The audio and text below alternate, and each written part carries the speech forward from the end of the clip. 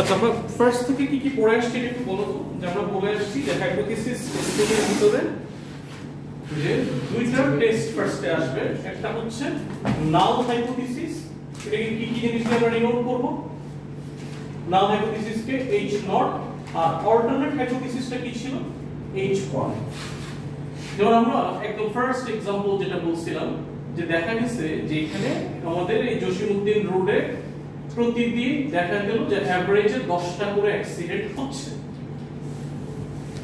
এখন আমরা একটা হাইপোথিসিস ক্লেম করলাম যে আমরা যদি অটো রিকশাটাকে উঠায় দেই তাহলে সেক্ষেত্রে আমাদের এই অ্যাক্সিডেন্টের পরিমাণটা কমে আসবে। দেন সেক্ষেত্রে নাল হাইপোথিসিসটা অ্যাকচুয়ালি আমাদের এভারেজ রেট কয়টা 10, আর অল্টারনেট হাইপোথিসিসটা কি ছিল যে লেস দেন 10। এরপরে এই ক্লেম যেটা আমরা করছি সেটাকে আমরা জাস্টিফিকেশন করছি। জাস্টিফিকেশনটা কি ছিল? জাস্টিফিকেশনটা ছিল যে আমরা 10% অথবা 5% সিগনিফিকেন্স লেভেল। এই সিগনিফিকেন্স লেভেলটা কি? যে জিনিসটাকে আমরা একটা প্যারামিটার দিয়ে কনসিডার করতেছি যে 10টা না, যদি আমি ধরে নেই অটো উঠায় দিলে অ্যাক্সিডেন্টটা 3টা এভারেজে 3টার কম হয়ে যায়, তখন আমরা আমাদের ক্লেমটাকে ট্রু হিসেবে কনসিডার করব। আদারওয়াইজ 3টার বেশি হলে বলবো না এটা আসলে ট্রু না। সেটা কেউ যদি বলে না 3টা না, কেউ যদি বলে 5টা, সেটাও হবে, এটা ডিপেন্ড করে তার উপরে। তারপরে সিগনিফিকেন্স লেভেল ছিল যে যেই পার্সেন্টেজ বা যেই প্রবাবিলিটি বা যেই প্যারামিটার আমাদের হাইপোথিসিসটাকে তোমার রিজেক্ট করবে সেটা ছিল আমাদের সিগনিফিকেন্স লেভেল।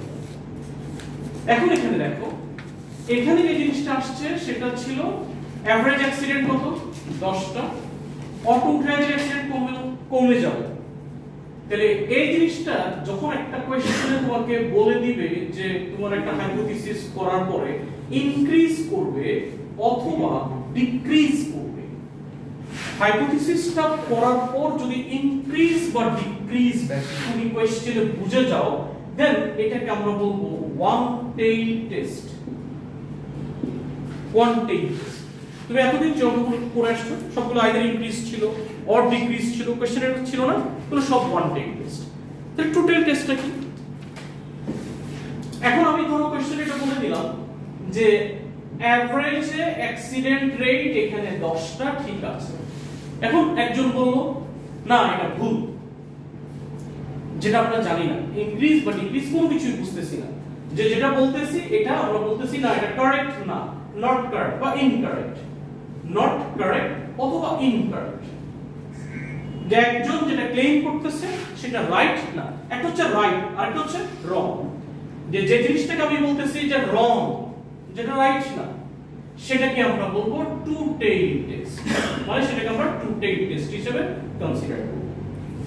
এখন যখন আমরা আমাদের হাইপোথিসিসটাকে অ্যাকসেপ্ট করব বা রিজেক্ট করব সেটা প্যারামিটারটা কি ছিল, যে নাল হাইপোথিসিসের জন্য কি ছিল, যখন 5% সিগনিফিকেন্স লেভেল যদি হয় তখন আমরা কি বলছি গ্রেটার দ্যান 5% হইলে নাল হাইপোথিসিসটাকে আমরা অ্যাকসেপ্ট করতেছি, দেন লেস দ্যান 5% হইলে নাল হাইপোথিসিসকে আমরা রিজেক্ট করতেছি, তাই তো? যদি তোমার এটা টু টেইল টেস্ট হয় সিগনিফিকেন্স লেভেল যেটা বলবে সেটাকে আমি ডিভাইডেড বাই 2 করতে হবে। তাহলে 5% ডিভাইডেড বাই 2 মানে কি? 5% ডিভাইডেড বাই 2 মানে হচ্ছে 2.5%। তাহলে একই কাজ আমরা করব, বাইনোমিয়াল পয়সনস নরমাল ডিস্ট্রিবিউশন ইউজ করে প্রবাবিলিটি বের করব, করার পর সিগনিফিকেন্স লেভেল যেটা আসবে সেটা ডিভাইডেড বাই 2 করলে যদি তোমার এখন ওইটা গ্রেটার দেন ওই 2.5% হয় না হাইপোথিসিসকে অ্যাকসেপ্ট করব, লেস দেন হলে রিজেক্ট করব। তাহলে সবকিছুই আগের মতই, ডিফারেন্সটা কি? যে সিগনিফিকেন্স লেভেল যেটা বলবে সেটাকে ইকুয়ালি ডিভাইড করে দিব, করে দেওয়ার পরে গ্রেটার দেন হলে অ্যাকসেপ্ট করব নাল হাইপোথিসিসকে, লেস দেন হলে নাল হাইপোথিসিসকে রিজেক্ট করব। তোমরা আগেরটার সাথে কোনো পার্থক্য কি আছে? শুধু কোশ্চেন পড়ে তোমাকে বুঝতে হবে যেটা কি ওয়ান টেইল টেস্ট নাকি টু টেইল টেস্ট। কিভাবে বুঝবো? ইনক্রিজ বা ডিক্রিজের কথাটা যদি মেনশন করা থাকে বা তুমি কোশ্চেন পড়ে বুঝে যাও দেন সেটা হচ্ছে one tail.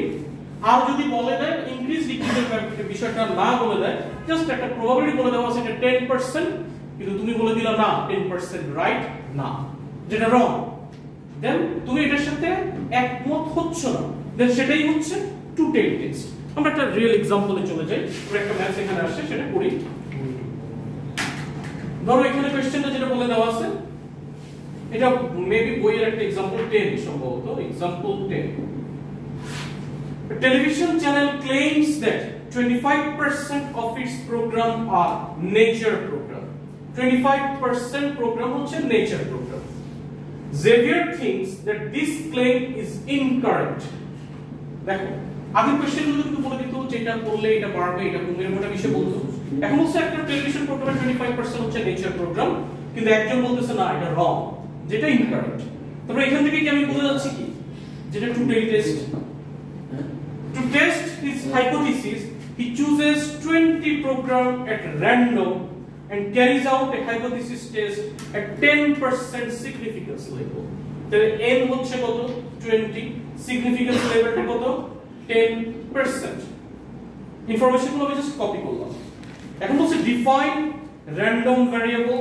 stating its hypothesis and write down the two hypotheses আচ্ছা two hypothesis মানে null hypothesis কোনটা alternate hypothesis কোনটা আচ্ছা এখন তোমাকে ফার্স্ট এখানে কি বলছে যে এগুলো কোনো ম্যাথ কিন্তু করতে বলে নাই জাস্ট এটা র‍্যান্ডম ভেরিয়েবল থেকে ডিনোট করতে বলছে মানে প্যারামিটার গুলো শুধুমাত্র লিখবা তাহলে তোমাকে আগে স্টেটমেন্ট দিয়ে লেখাগুলো লিখতে হবে যে আমরা যেগুলো লাস্ট ক্লাসে বলছিলাম যে let x be the number of nature program x be the number of nature program এবার n এর ভ্যালু 20 তাহলে x হচ্ছে যেহেতু 20 ফিক্সড নাম্বার প্রবাবিলিটি ফিক্সড তাহলে কোন ডিস্ট্রিবিউশন বাইনোমিয়াল ডিস্ট্রিবিউশন তাহলে x বাইনোমিয়াল n কত 20 প্রবাবিলিটি কত 25% তাহলে কত আসবে 0.25 ঠিক আছে বাইনোমিয়াল ডিস্ট্রিবিউশন আর দুটো হাইপোথিসিস এখানে লিখতে বলছে না কি কি হাইপোথিসিস একটা হচ্ছে নাল হাইপোথিসিস নাল হাইপোথিসিসটা কত হবে 25% h p equals to 0.25 the alternate hypothesis কি যেটা less than না greater than less greater কিন্তু হবে না কেন হবে না কারণ একজন বলছে 25% নেচার প্রোগ্রাম দেখায় আর জেভিয়ার বলতেছে এটা ইনকারেক্ট ইনকারেক্ট বলতে কি less greater কোনো কিছু বোঝা যাচ্ছে মানে 25% টা রাইট না এটা বেশিও হইতে পারে কমও হইতে পারে বাট নট 25% তাহলে এখানে কি লিখব p is not equals to 0.25 এবার বুঝতে পারছো তো আগের ম্যাথগুলো হচ্ছে সে যদি বলতো না যদি এই কাজটা করা হতো তাহলে 25% থেকে কমে যেত বা যদি এটা বলতো যে জেভিয়ার থিং করতেছে না 25% থেকে অ্যাকচুয়ালি বেশি হয় তাহলে সেটা ওয়ান টেল টেস্ট হতো আর গ্রেটার দ্যান 25 হতো ওকে এখন দেখো আমাদের কিন্তু ফার্স্ট পার্টের কোশ্চেন আনসার শেষ ফার্স্ট এটাই বলছে এখন সেকেন্ডে যেটা বলছে সেকেন্ডের দিকে তাকাই If there are only two nature programs, calculate the test statistics. What conclusions does Xavier reach? Achha. Also, only two nature program. Total number of program কত? 20. তার মধ্যে দুইটা প্রোগ্রাম only দেখানো হবে। তাহলে যে প্রবাবিলিটি বের করব সেটা একটু বের করি কি হবে? x less than or equals to 2 দিয়ে আমরা কনসিডার করব। Less than or equals to 2 বলতে কি হবে? p of x equals to 0 p of x equals to 1 p of x equals to 2 এবার বাইনারি ডিস্ট্রিবিউশন ইউজ করো তাহলে কি আসবে 20c0 p to the power p কত 0.25 to the power 0 q 0.75 to the power 20 plus আবার 20c1 0.25 to the power 1 0.75 to the power 19 আর এটা কত 20c2 0.25 to the power 2 R 0.75 to the power 18 এটা calculator যদি প্রেস করো answer যেটা আসবে আমি ডিরেক্টলি একটু লিখে দেই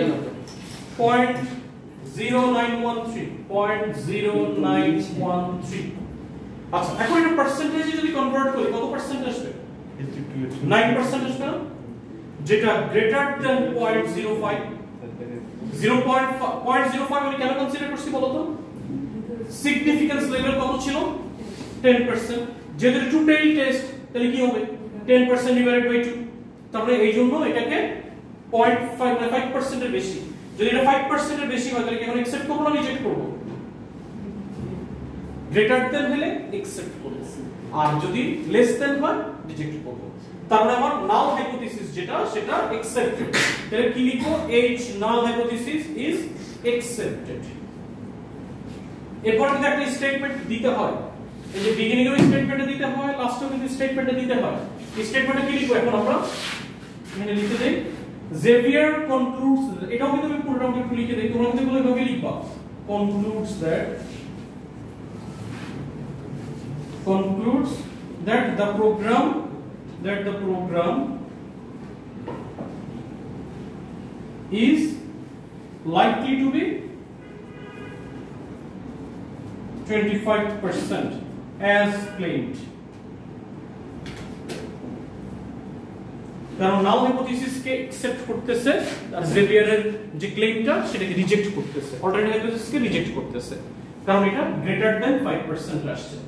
তো আগের ম্যাথসগুলোর সাথে ডিফারেন্সটা কি হবে? শুধুমাত্র আগে বুঝতে হবে এটা কি ওয়ান টেইল না টু টেইল।